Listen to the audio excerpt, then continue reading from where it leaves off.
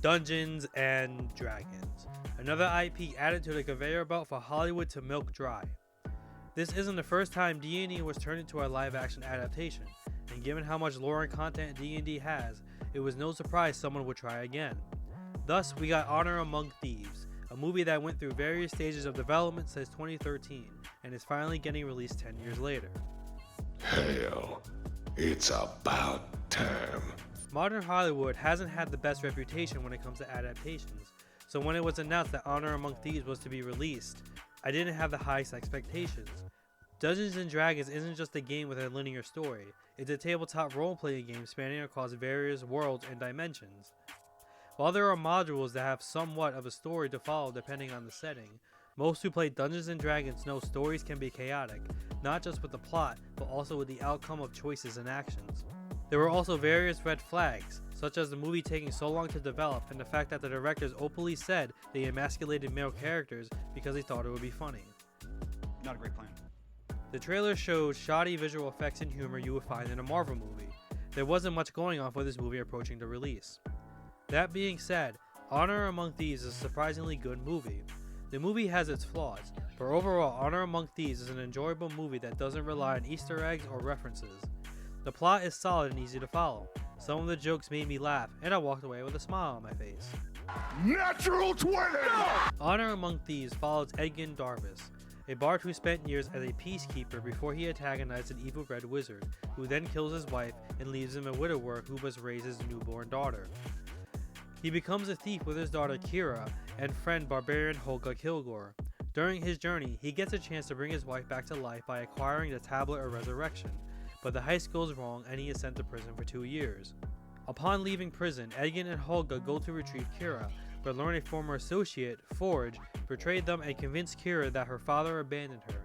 Now Edgin and Holga must gather a team to save Kira and pull off a heist that will make them rich. This includes the half-elf sorcerer Simon Omar, the tiefling druid Doric, and the paladin Zenek Yandor. Honor Among Thieves is a fun, enjoyable movie balanced between action, comedy, and drama.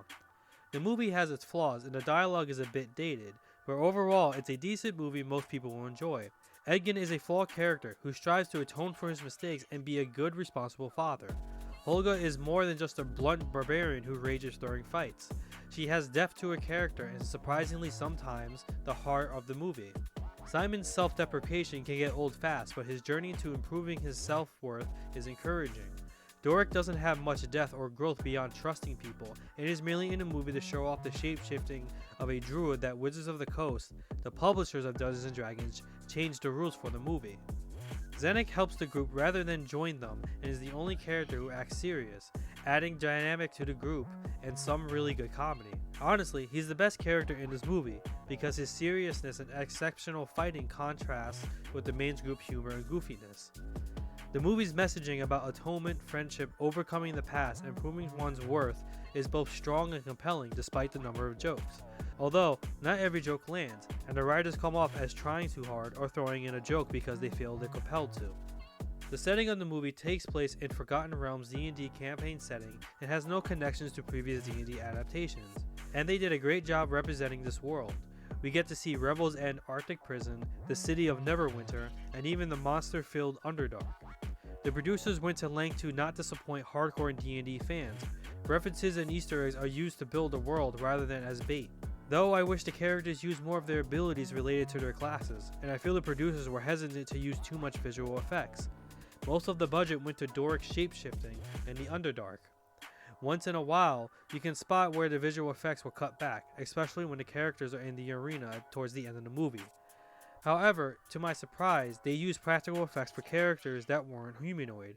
Honestly, I was surprised to see such dedication in a modern movie, and it helped add realism to the world. Not bad.